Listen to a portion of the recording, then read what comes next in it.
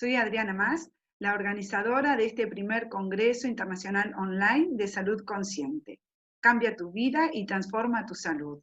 Muy bienvenidas a todas las personas que eligieron participar de este Congreso, donde les compartiré amplia información, tanto científica como integrativa, para poder prevenir las enfermedades, con diferentes herramientas para poder prevenir también la enfermedad, mejorar el estado de salud e incluso en muchos casos poder llegar a la sanación. Hoy nos acompaña Héctor Gil. Es terapeuta transpersonal, naturópata y profesor de psicosomática integrativa. Se ha formado en descodificación biológica, meditación y terapia sistémica. También es especialista y profesor de filosofía comparada de Oriente y Occidente. Da cursos y talleres de psicosomática, las memorias de la infancia y el transgeneracional y del perdón, como herramienta terapéutica para todas las enfermedades físicas, psíquicas y conductuales. Es director de la Escuela Integrativa y docente en otros proyectos de salud integral. Como instructor y conferenciante, viaja por todo el mundo impartiendo cursos y seminarios sobre desarrollo humano y salud mente-cuerpo. Pasa consulta individual presencial en Zaragoza y por Skype con personas de varios países. Colabora como voluntario en diferentes proyectos sociales y ONGs. Ha publicado 3 libros y su perspectiva se amplía gracias a múltiples viajes por América, Asia, Egipto y Europa, siguiendo el rastro de la sabiduría atemporal y buscando el alma del conocimiento que comparten las grandes tradiciones espirituales y filosóficas de la humanidad. Acompaña procesos de crecimiento y transformación interior con un enfoque holístico, alquímico y humanista. Muy bienvenido, Héctor. Muchas gracias, un placer estar aquí con vosotros. Igualmente, y muchas gracias por participar y por compartir todos tus conocimientos y sabiduría. Hoy la conferencia se llama Secretos que esconden los síntomas y previenen la enfermedad. Vamos a hacer algunas preguntas, creo que son claves y que pueden ayudar a las personas a ver tanto la prevención de enfermedades como el cuidado de la salud desde una perspectiva más amplia. ¿Cómo influyen las emociones en la salud? Pues bueno, antes que nada quizá podría decir que nada de lo que voy a explicar es algo personal mío, sino que, como muy bien has dicho, todo lo que he podido estudiar e investigar es lo que yo voy a transmitir, pero que no es mío, sino que hay muchísima gente, profesionales y expertos, que están, digamos, investigando y difundiendo a través de libros, vídeos. Así que muchas de las cosas que os voy a decir no os van a resultar nuevas, sino que quizá ya lo habéis oído.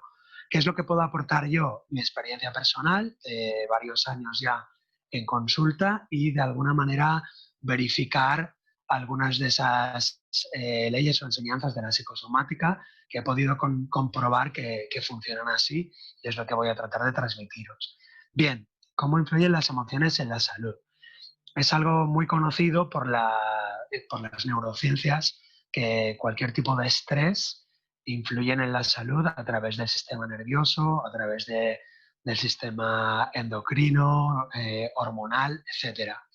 Ahora bien, como yo me dedico a la psicosomática y es mi especialidad, quizá quiero destacar que para que una emoción impacte en el cuerpo, para que un estrés impacte en el cuerpo y genere una enfermedad o una patología, un síntoma, necesitamos que esa emoción esté sostenida por un marco de creencias. ¿Qué quiero decir? Que las creencias, el marco mental que nosotros tenemos, va a hacer que esa emoción sea estresante o no lo sea. ¿Qué quiero decir? Que una emoción de, por ejemplo, la muerte de un perro que tú amas, que tú quieres, que es tu mascota, esa emoción, digamos, de tristeza o de muerte inesperada o de dolor o de rabia, para una persona puede ser una emoción terrible que le haga somatizar y crear una enfermedad y para otra persona no. ¿Por qué? Porque son diferentes los marcos de creencias. Es decir, que para una persona esa emoción se convierte en algo muy impactante cuando sus creencias son, por ejemplo, la muerte de mi perro no tendría que suceder. La muerte de mi perro es algo terrible, es un drama insoportable. Mientras que otra persona que tiene otro marco de creencias, esa misma emoción la puede gestionar de otra manera. ¿Y a dónde quiero ir a parar con esto? A que nuestras creencias, nuestra forma de pensar el mundo y lo que sucede es determinante para recibir diferentes impactos emocionales. O dicho con otras palabras, nuestras creencias determinan cómo vamos a sentir y por lo tanto cómo vamos a enfermar o a sanar. Muy bien. Y, por ejemplo, ¿qué emociones podrían provocar enfermedades? Claro, y entonces ahora pues tenemos una amplia gama de emociones y sentimientos los seres humanos. Pero para responder a la pregunta de manera más concreta, digamos que hay solamente 5 emociones básicas que podrían, según las escuelas de psicología, las estructuran de diferentes maneras, pero básicamente son 5. Miedo, rabia, tristeza, asco y, digamos, placer o alegría o amor. Esas 5 emociones básicas, alegría, amor, etcétera, esa no la vamos a somatizar. Eso no genera ninguna enfermedad porque el sistema nervioso se recupera con esas emociones de amor, de alegría, de serenidad. Incluso a nivel de neurotransmisores, esas emociones, digamos, resuelven enfermedades. Pero las otras 4 sí. Miedo, asco, tristeza y rabia. Y esas 4 emociones van a generar enfermedades solamente si las reprimimos. Atención, si estas 4 emociones las vivimos de manera permisiva, es decir, si mi conciencia se permite sentir miedo, asco, rabia, etcétera, si yo me lo permito sentir, no voy a somatizarlas nunca. Pero claro, culturalmente estamos acostumbrados a reprimir, a no permitir determinadas emociones con relación a determinadas personas. Por ejemplo, no tengo permitido sentir asco hacia mi madre o sentir rabia hacia mi padre. Y en la medida en la que yo no permito en mi conciencia o en mi cuerpo estar esas emociones ahí, en la medida en que las aparto y las reprimo, en esa misma medida las voy a somatizar. Es decir, las paso al inconsciente y la mente inconsciente que se conecta con la mente biológica es la que se va a encargar de expresar como si fuera un... Yo siempre pongo el ejemplo de un rayo que cae en el tejado de un edificio. Cuando cae un rayo en el tejado de un edificio, hay un pararrayos conectado a un cable y ese cable atraviesa todo el edificio y llega al suelo debajo del edificio donde está atado a una pica, a una barra de hierro o de bronce clavado en el suelo. Entonces, la energía del rayo pasa por el cable, va a parar a la tierra donde se difunde y no hace daño a nadie. Bien, pues esas emociones, miedo, rabia, tristeza y asco, cuando no se canalizan, es cuando se somatizan y generan enfermedades. De alguna manera, yo creo, ¿no? Que en esto influye mucho el tema de los juicios, ¿no? Porque ahí creo que la represión viene cuando decimos, no, sentir esto está mal. Entonces, cuando Exacto, empezamos a juzgar esas emociones, es donde no las dejamos seguir su curso. Y creo que lo alteramos, porque si no, seguiría casi un curso natural. exactamente, así es. Lo que juzga como bueno o malo el sentir una emoción es lo que determina si lo juzgamos como mala o yo no puedo sentir esta emoción o yo no debo sentir esta emoción, es cuando precisamente en lugar de fluir esa emoción y dejar que esté en el cuerpo, es cuando se, digamos, se gestiona por el sistema nervioso simpático.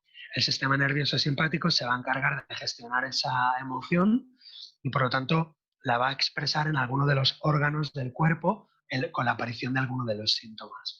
Y esto, según las leyes del Dr. Hammer, el padre de la psicosomática moderna, tiene mucha lógica. Es decir, si seguimos las 5 leyes biológicas del Dr. Hammer, entenderemos por qué esto es así, qué función tiene. Porque aparentemente no tiene ninguna función positiva que una emoción mal gestionada por ese juicio represor, que esa emoción mal gestionada vaya a parar a proliferar unas células, por ejemplo, cancerígenas en el hígado o fabricar unas células, por ejemplo, de unas verrugas en la piel. ¿Qué sentido tiene? ¿Por qué? Entonces el doctor Hammer explicó todo ese sentido biológico y que de alguna manera la mente queda libre cuando hay un estrés altamente traumático, vivido en aislamiento, sin solución. La mente queda libre cuando ese estrés tan grande la, la lleva como la energía eléctrica a un órgano. De esa manera la mente queda disponible para tomar soluciones o para tomar decisiones. Mientras que si el trauma quedara a nivel mental, la mente cuando está 2 o 3 minutos en una alta tensión estresante, todo el sistema inmunológico se deprimiría y entraríamos en agotamiento, con lo cual tiene una lógica muy grande que se somaticen esos estreses emocionales en lugar de quedarse a nivel psíquico, porque nos podríamos, digamos, volver locos o agotar en muy pocos minutos. En neurociencia se sabe que 2 minutos de estrés a nivel psíquico, de un estrés muy grande psíquico, equivale a unas 8 o 10 horas de recuperación metabólica. ¿Eso qué quiere decir? Que cuando yo estoy en estrés psíquico, en estrés mental, por ejemplo, he tenido una pelea, una discusión muy grande o un dolor muy grande, mi mente en 2 o 3 minutos lo empieza a gestionar. Si no lo resuelvo, eso me agota y tardaré unas 8 o 10 horas en recuperar los niveles de serotonina, de oxitocina, en volver a poner en marcha el sistema reproductor, la fabricación, por ejemplo, de óvulos o de esperma, el sistema digestivo. ¿Por qué? ¿Por qué ocurre eso? Porque cuando estamos en un estrés muy grande, es muy inteligente el cuerpo, la biología, porque lo que hace es, digamos, inhibir todos los demás sistemas. ¿Para qué voy a producir adrenalina o glóbulos blancos si estoy en un estrés muy grande de vida o muerte? Entonces, todos los otros sistemas se inhiben, digamos, se ponen a la espera para gestionar ese estrés, que lo que pide es una respuesta de ataque o de huida. Por lo tanto, hasta que no se gestiona ese estrés, todos los otros sistemas se quedan como parados o ralentizados. Cuando el estrés ha desaparecido, los otros sistemas se ponen en marcha de nuevo. Así que, bueno, para contestar a tu pregunta, que es muy buena pregunta, no podemos decir emociones, digamos, en un marco concreto. Por ejemplo, la muerte de una mascota te genera tal enfermedad, o que tu novia o tu mujer o tu novio te pongan los cuernos te genera tal enfermedad. No podemos decir eso. Sí, lo único que podemos decir a nivel general es que todas las emociones básicas reprimidas van a generar algún tipo de estrés reprimido y por lo tanto algún síntoma. Y ahora bien, puede ser un síntoma físico, como un síntoma psíquico, o un síntoma conductual, por ejemplo, un trastorno obsesivo compulsivo, o por ejemplo una alergia, o por ejemplo una fobia. Quiero decir que el estrés psíquico no siempre va a parar a una aparición de un síntoma físico. Puede ser un síntoma psíquico también, como por ejemplo pues una fobia, una alergia, no sé, ese tipo de síntomas que no se expresarían en lo físico, sino en lo psíquico. ¿De qué depende que se vayan hacia un lugar o hacia el otro? Para eso necesitamos estudiar las leyes del doctor Hammer. Ajá, con todo esto me viene que los síntomas, hay casi una predisposición a querer eliminarlos enseguida que aparecen, ¿no? Entonces, los síntomas de alguna manera nos están hablando, ¿qué nos están diciendo? Y podrían los síntomas, por ejemplo, prevenir una enfermedad, porque quizás al dejarlos estar, nos está avisando de algo y si les prestamos atención, vamos a poder descubrir qué o acercarnos, ¿no? Y de la otra manera, al desaparecer, no escuchamos nada, pero quizás el proceso sigue, ¿no? Así es, así es. Muy bien explicado, muchas gracias. Fíjate, esto para los que también queráis leer un poquito como introducción, hubo un libro muy conocido que se llamaba La enfermedad como camino, que se puso muy de moda en los años 80-90. En algunos aspectos ese libro está muy superado, pero en otros sigue siendo válido. Por ejemplo, hay un ejemplo muy claro, muy gráfico que sale en ese libro, que siempre es un ejemplo muy sencillo y es el que vamos conduciendo con el coche. Entonces, si tú conduces con tu coche, se enciende un pilotito rojo en el marcador de la pantalla. El pilotito rojo, por ejemplo, te está diciendo que necesita aceite el motor Pues eso sería como un síntoma en el cuerpo, cuando hay un dolor, cuando aparece una erupción cutánea, cuando aparece un malestar o cuando aparecen unas punzadas. Es decir, el síntoma es ese pilotito rojo. ¿Qué es lo que solemos hacer, como tú bien dices? Solemos despreciar el síntoma, solemos taparlo, solemos tratar de eliminarlo o de silenciarlo.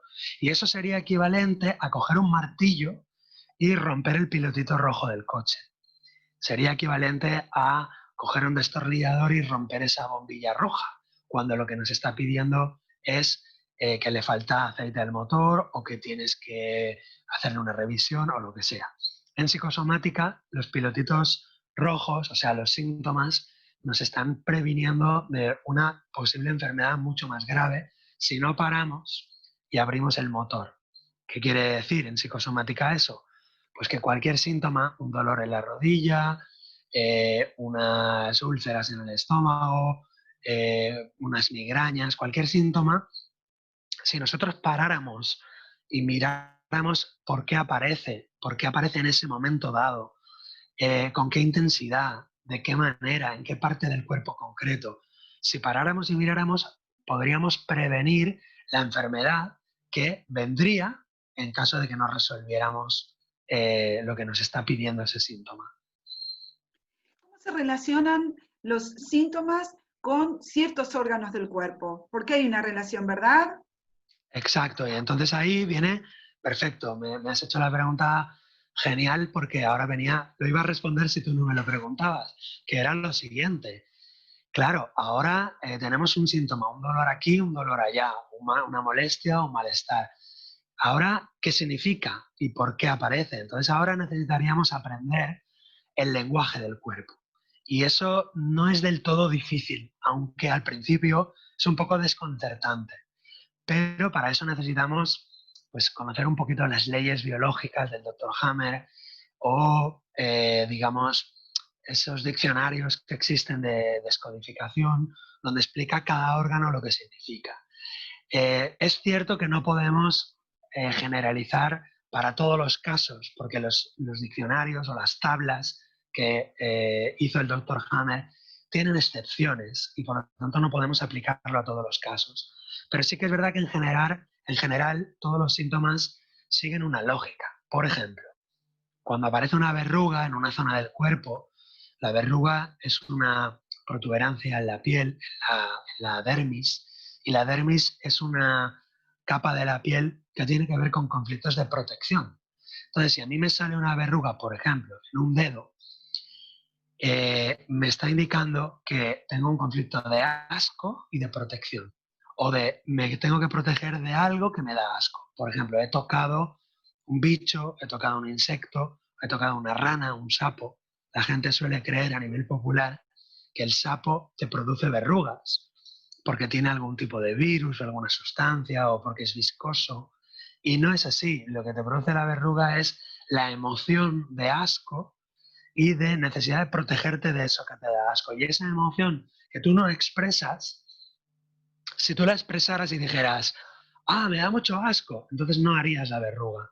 Pero si tú guardas esa emoción, no la expresas, entonces te sale la verruga. Eso es un ejemplo. Por ejemplo, cuando tenemos migrañas, por poner otro ejemplo, las migrañas hay de muchos tipos, las vamos analizando según el caso, pero en general las migrañas son una respuesta en donde el cerebro hace una vasodilatación. Entonces, las arterias del cerebro se ensanchan, por eso se produce el dolor, el malestar, las migrañas. ¿Y por qué se ensanchan? Porque necesitamos alimentar más al cerebro. ¿Y por qué necesitamos alimentar más al cerebro? Porque me estoy comiendo el coco todo el día y estoy buscando una solución en mi cabeza. Como no la encuentro, mi cerebro le da un mensaje a mi biología de que no encuentro la solución en mi cabeza. Y entonces la respuesta biológica es alimentar más el cerebro, es decir, llevarle más sangre, llevarle más nutrientes al cerebro. De alguna manera se produce el dolor de cabeza porque estoy tratando de buscar una solución en mi cabeza. ¿Eso a quién le ocurre? A personas que suelen ser altamente controladoras, a personas que tienen que tenerlo todo controlado en la cabeza, todo medido, todo cualquier pregunta tiene que tener su respuesta. Y entonces, cuando hay el síntoma de las migrañas, debemos de pararnos y decir, a ver, ¿qué estoy queriendo controlar? ¿Qué estoy queriendo resolver? ¿En qué me siento incapaz de resolver algo? Y también hemos de ver no solamente la intensidad del síntoma, el lugar donde aparece, sino también cuándo aparece. Por eso hay una pregunta muy importante en psicosomática que es, ¿desde cuándo tienes este síntoma? ¿Cuándo empezó? Esa pregunta nos va a revelar el momento del conflicto desencadenante, es decir, cuándo se desencadena la enfermedad y por lo tanto nos dirá cuál fue el psicoshock. Si yo empiezo a tener migrañas, por ejemplo, en septiembre y antes no tenía, ¿qué pasó en septiembre? Y ahí descubriré que en septiembre me apunté en la universidad o que en septiembre empecé a convivir con una persona o que en septiembre comencé a hacer visitas a mi padre al hospital. Entonces, cuando comienzan los dolores o los síntomas, tenemos que comienza un conflicto o un estrés que no hemos resuelto. Ajá. ¿Y tú crees que es posible revertir la enfermedad? Bueno, yo no creo que es posible. Yo lo veo todos los días en la consulta y en los cursos y en los talleres. No es que sea posible, es que desde el punto de vista de la psicosomática integrativa, las enfermedades no existen. Quiero decir, esto suena muy chocante, lo voy a repetir, las enfermedades no existen. ¿Qué quiere decir esto? Una enfermedad como una casualidad o como una maldición o como un fallo biológico no existe, eso no es real, eso no existe en el universo. Nunca jamás ha existido la enfermedad, no existen las enfermedades. ¿Qué es lo que existen? Existen programas inteligentes, coherentes, proporcionales y oportunos. Es decir, que lo que antes se llamaba enfermedad, que no se debería llamar enfermedad, es un programa inteligente que aparece en el momento adecuado, que aparece con la intensidad adecuada y que aparece en el órgano adecuado. Por lo tanto, no podemos decir que sea una enfermedad, una casualidad, un accidente, un fallo del corazón o de la piel, sino que es un programa que se activó por un psicoshock, por el sistema nervioso simpático, se activó ese programa, que además son programas universales, programas biológicos, programas compartidos por los animales, mamíferos y por los humanos. Y esos programas, igual que se activan, se pueden desactivar. Entonces, lo que tú llamas curación o sanación, yo lo llamaría desactivar un programa biológico.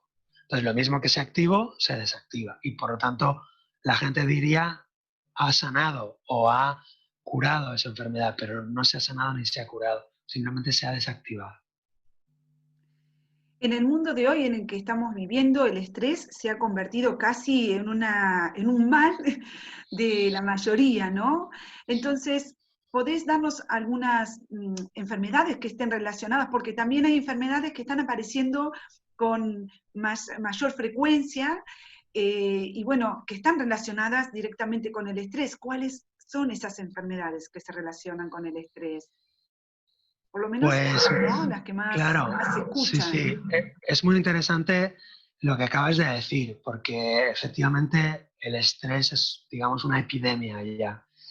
Y de ahí la necesidad de practicar meditación, tai chi, deporte, artes marciales, arte terapia, bellas artes, para reducir los niveles de estrés, tener hobbies saludables y válvulas, digamos, de canalización de ese estrés. Eso vaya por delante. ¿Qué enfermedades se producen por el estrés? Esta es una muy mala pregunta. ¿Por qué? Ya verás. Porque desde nuestro punto de vista de la medicina integrativa, todas las enfermedades, todas sin excepción, aparecen por el estrés o, si quieres, para darle una concesión a otros motivos o causas de enfermedades, todas las enfermedades se agravan por el estrés. Ahí sí que nadie me lo puede discutir ya. Todas las enfermedades se agravan por el estrés y yo aún diría todas comienzan por el estrés, un estrés emocional y mental, pero bueno, eso hay gente que lo discute, bien, no pasa nada. Todas las enfermedades empiezan o se agravan por el estrés, por lo tanto, no podemos decir los dolores de cabeza o el cáncer o problemas de la piel o enfermedades autoinmunes, no podemos decir estas empiezan por el estrés y estas no. No, no, no, no. Todas empiezan por el estrés o todas se agravan por el estrés.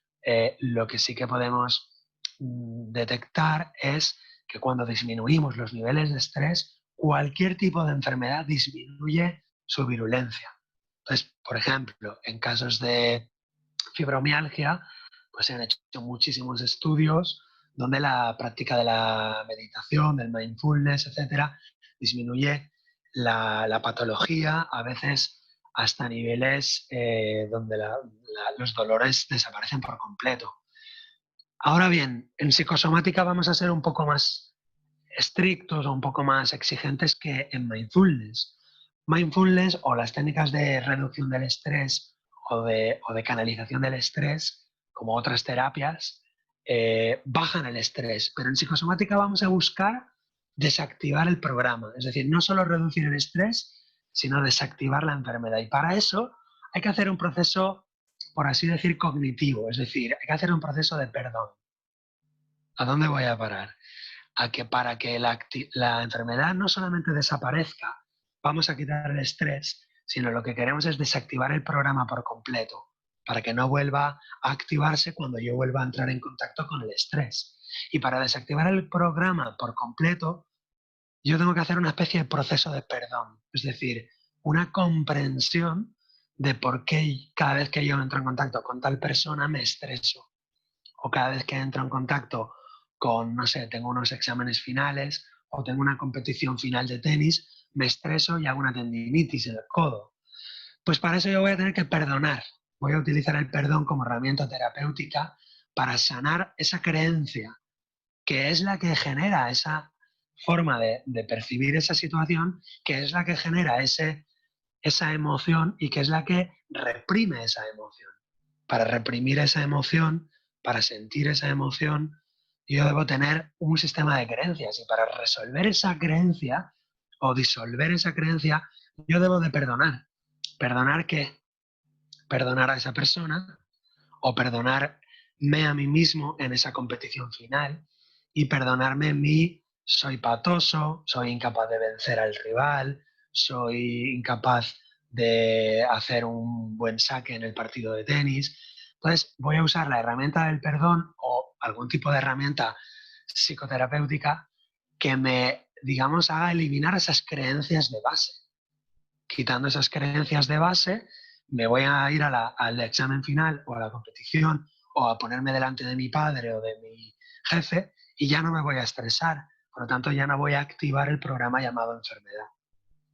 Muy bien. Justamente te iba a preguntar cómo podíamos hacer para identificar la emoción que se está escondiendo detrás del síntoma y cómo poder resolver esa emoción desde una visión más integrativa, pero de alguna manera creo que en esta última parte lo has respondido.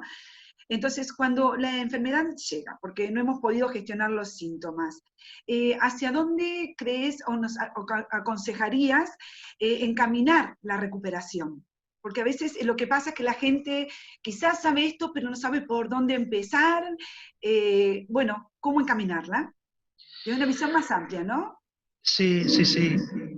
Te voy a dar mi punto de vista, obviamente, porque digamos que diferentes profesionales y diferentes escuelas tienen diferentes opiniones al respecto. Entonces, mi opinión es que la persona haga el tratamiento que desea hacer a nivel físico o médico o clínico. Es decir, que la persona realice el tratamiento, por así decir, convencional que la persona necesite y que paralelamente haga un trabajo de acompañamiento emocional o de sanación, digamos, emocional psicosomática. ¿Qué quiero decir con esto?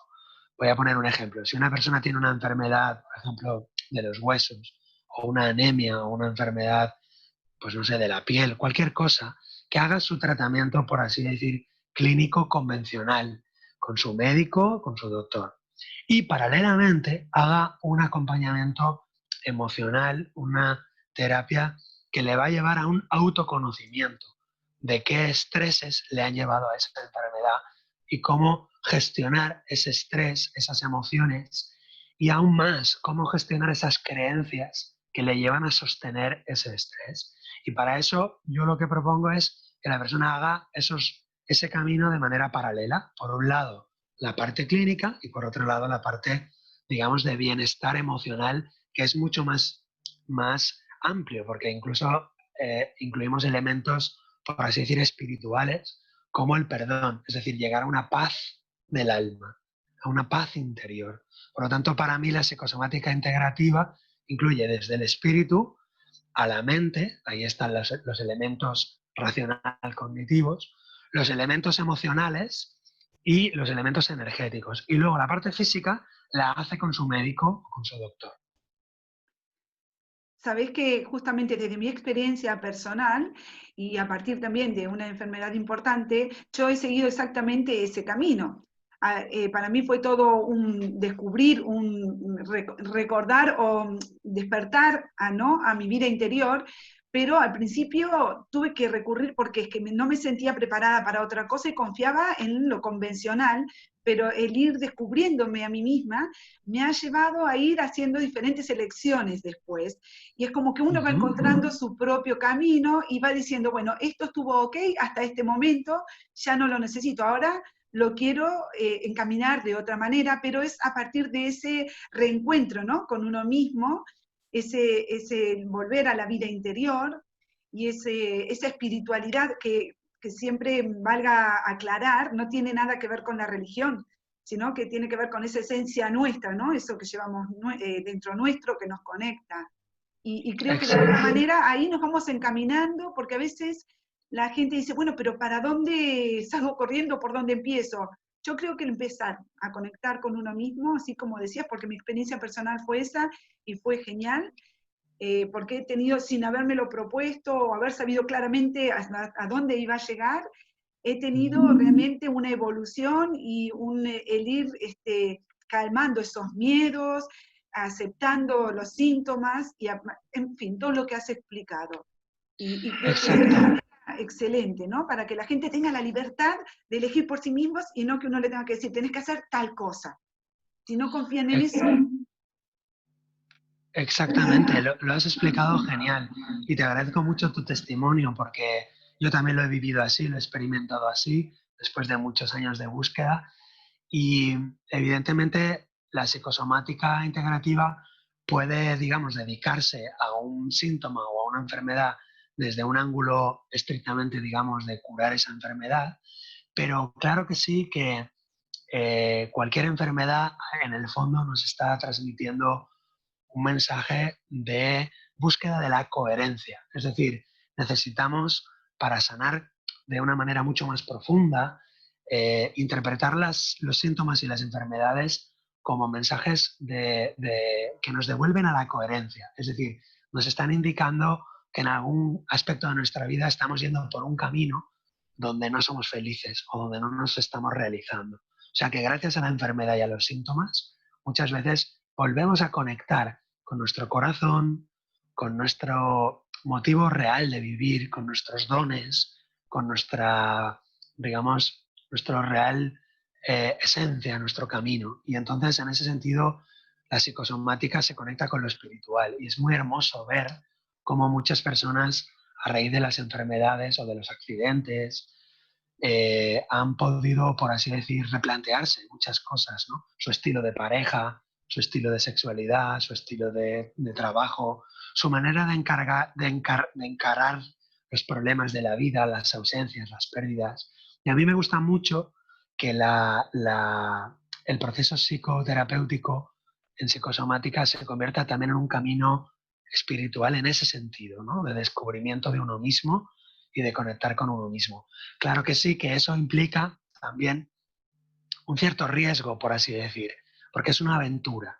Es decir, que la espiritualidad demanda de nosotros el atrevernos a soltar, por así decir, las faldas de papá y mamá, el atrevernos a soltar determinados programas de la infancia, determinadas creencias de la adolescencia, juicios que hemos emitido sobre las personas, sobre la humanidad, sobre el mundo. Y la espiritualidad en ese sentido es exigente porque nos va demandando, en la medida que cada uno se atreva, a ir soltando, digamos, viejas subpersonalidades que tenemos, viejos yoes, Y en ese sentido es muy sanador y realmente ahí se produce la sanación, por así decir, profunda, la sanación del alma, el encuentro con uno mismo, lo que sería el viaje del héroe o el proceso de individuación que decía Carl Gustav Jung. Y a veces el cáncer, la enfermedad grave, el accidente, el duelo, el divorcio, la muerte de un ser querido, la muerte de un hermano, a veces es un elemento propiciador, es como un elemento que propicia ese soltar el viejo yo para lanzarse a un nuevo yo, a una búsqueda más profunda que es maravillosa y que yo le recomiendo a todo ser humano, digamos, que nos atrevamos a realizar ese viaje. Y para eso, pues bueno, para ser más práctico, más concreto, mucha gente me dice, bueno, ¿por dónde empiezo? Bueno, pues empieza por hacer yoga, empieza por hacer tai chi, empieza por hacer qigong, empieza por hacer meditación zen, empieza por hacer mindfulness, empieza por hacer voluntariado, empieza, es decir, rompe la zona de confort, sal a buscar alguna técnica, alguna práctica, algún curso, algo de un despertar interior, de un crecimiento personal y busca porque encontrarás. En la medida en la que el discípulo está preparado, aparece el maestro, no tarda en aparecer el maestro como Gandalf en El Señor de los Anillos. Sí, yo creo que es fundamental darse cuenta que para que las cosas cambien, algo tenemos que cambiar. Seguir esperando que cambie lo de afuera, haciéndolo nosotros igual, no funciona, ¿no? Y al final, bueno, lamentablemente a veces tenemos que pasar por situaciones muy dolorosas para decir, ya está, que esto no me ha funcionado, por eso llegué a este punto. Tengo que cambiar, quiero cambiarlo, y sí que es incómodo, pero merece la pena el viaje. Yo le doy infinidad de gracias a mi enfermedad porque ha sido un impulso. Me llevó Sí, tiempo, es todo un trabajo, al principio viene el miedo, el por qué, pero cuando lo empiezas a trabajar desde la perspectiva realmente de lo que representa en uno interiormente, da muchas oportunidades. uh-huh. Y bueno, sí, perdón, Héctor. Sí, solo comentarte, Adriana, que un poco atendiendo a los descubrimientos de Carl Gustav Jung, cuando él habla de la sombra, ¿no? Él viene a explicar que la sombra, digamos, va acumulando aquello que rechazamos en la conciencia, juicios, actitudes de los demás o de nosotros mismos. Y es cierto que él dice que hasta la mitad de la vida la sombra no va a manifestarse de manera, digamos, no va a irrumpir en la vida. ¿Qué quiero decir? Que a veces no podemos pedirle a personas muy jóvenes o adolescentes o todavía inmaduras que hagan ese camino, que se enfrenten a su sombra y que hagan un camino de soltar, de crecer, de madurar, porque parece ser que hasta la mitad de la vida no irrumpe la sombra con fuerza a través de una enfermedad o de un duelo o de un accidente. Pero decir que en la psicosomática integrativa eh, eso puede ser bastante incómodo y por lo tanto no podemos forzar a la persona a realizar ese viaje. Sí que le vamos a invitar a que se cuestione sus creencias, sus juicios, su forma de vivir en algunos aspectos. Pero es bueno que la persona lo vaya haciendo por sí sola, de la misma manera que un bebé dentro del útero materno. Es el bebé el que elige nacer.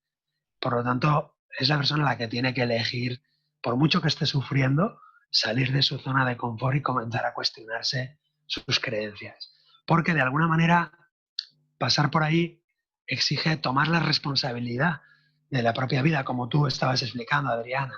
Dejar de culpar a los demás, al mundo, al clima o al gobierno.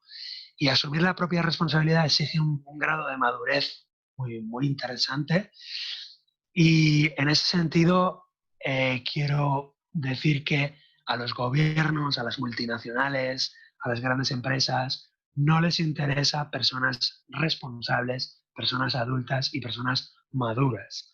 Es así que el congreso que estamos organizando, que has organizado, que pueda un poco transmitir también ese mensaje, ¿no? Que, bueno, los que no quieran despertar, los que no quieran responsabilizarse, pues que sigan siendo conducidos, ¿no? Pero que muchísimas personas, millones de personas en todo el planeta, queremos empezar a ser responsables, o por lo menos un poco más, de nuestra alimentación, de nuestra salud, de nuestra vida. Y si quieres, el mensaje sería este, ¿no? Si quieres curarte, si quieres sanarte, comienza a hacerte responsable de tus emociones, de tu vida, de tus actitudes y de todo lo que te pasa. Comienza por ahí, por hacerte responsable. Lo decía Adriana como para dejar ese eslogan, ¿no?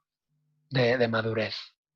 Sí, es genial porque el propósito de este congreso es justamente ayudarnos a darnos cuenta que la toma de responsabilidad individual afecta por consecuencia todo lo que de lo que somos responsables en nuestro entorno, ¿no?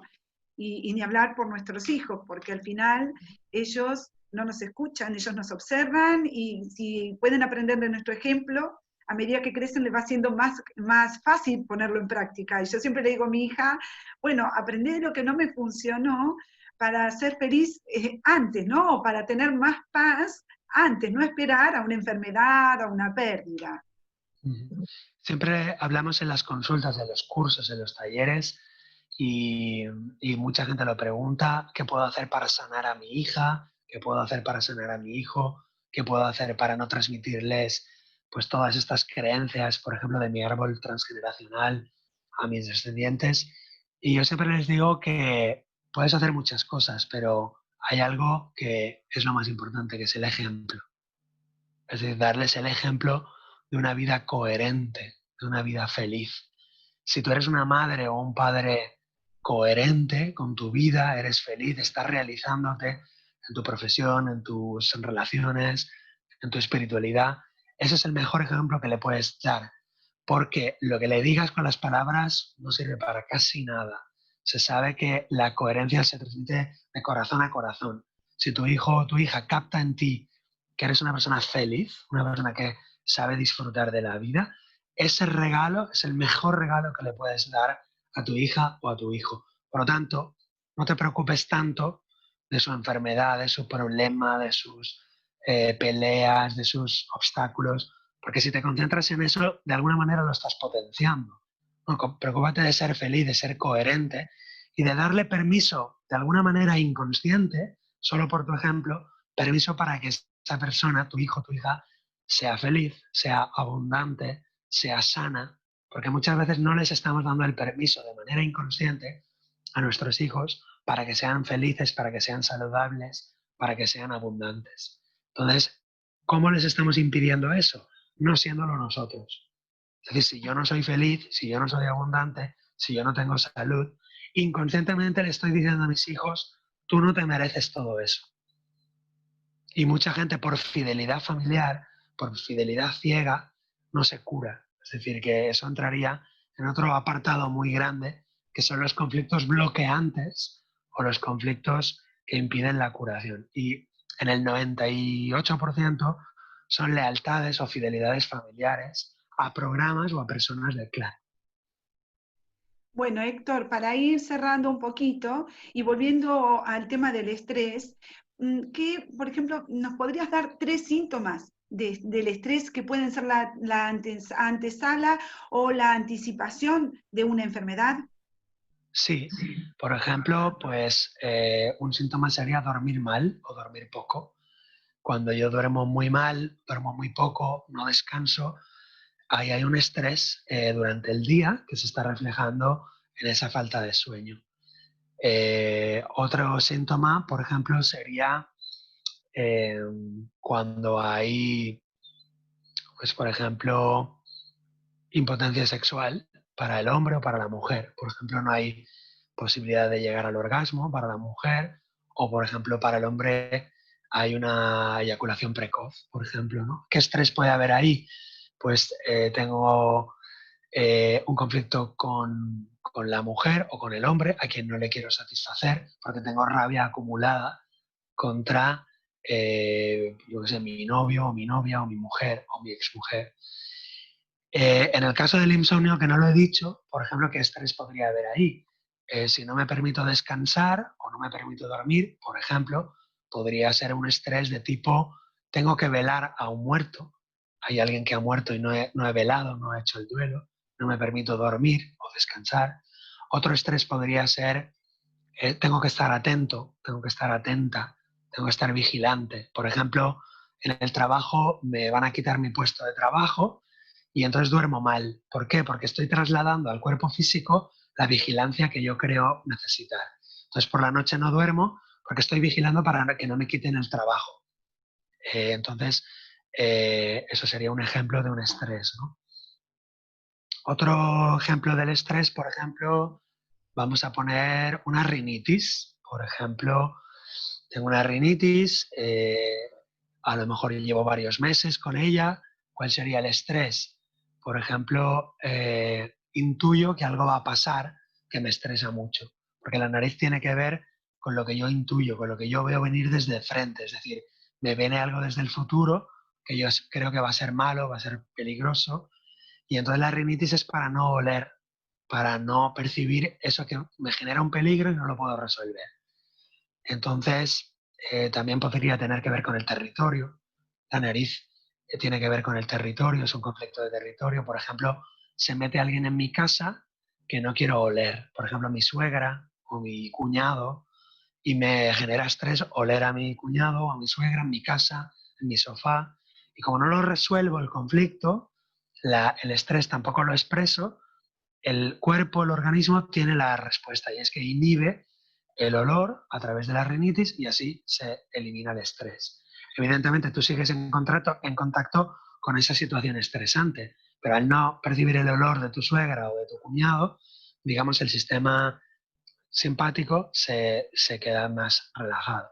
Con lo cual todos los síntomas en el fondo nos están diciendo que el síntoma tiene que hacer lo que tú no haces. Es decir, el síntoma te está poniendo en una pseudo coherencia que tú no estás buscando por ti misma o por ti mismo. Si yo resolviera el conflicto por mí mismo, quitándole las llaves a mi suegra o a mi cuñado de mi casa, entonces no tendría el cuerpo que fabricar esa enfermedad. Por lo tanto, toda enfermedad es un esfuerzo que hace la naturaleza para mantener nuestro sistema de equilibrio. Por lo tanto, toda enfermedad es un esfuerzo que le estamos pidiendo a nuestro cuerpo. Si no cayéramos en esas incoherencias, nuestro cuerpo no tendría que esforzarse fabricando toda cantidad de síntomas y enfermedades. Muy bien, un mundo este, realmente. Si la gente quiere contactar contigo, ¿puedes decirnos alguna página web donde ellos se puedan remitir, tener más información? Sí, claro que sí, por supuesto. Me podéis encontrar en la página web escuelaintegrativa.com, que es la escuela de psicosomática, donde tenemos varios cursos online. Y podéis escribir en el formulario de la página, también tenéis el correo electrónico, incluso tenéis el teléfono para poder escribirme por WhatsApp desde cualquier parte del mundo.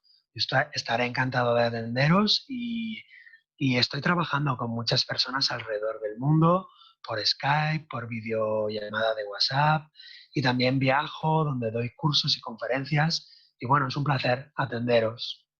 Muy bien, muchísimas gracias. Yo creo que cada vez somos más las personas que hemos decidido abrir nuestras mentes y ver, buscar nuevas opciones o complementarias a lo conocido.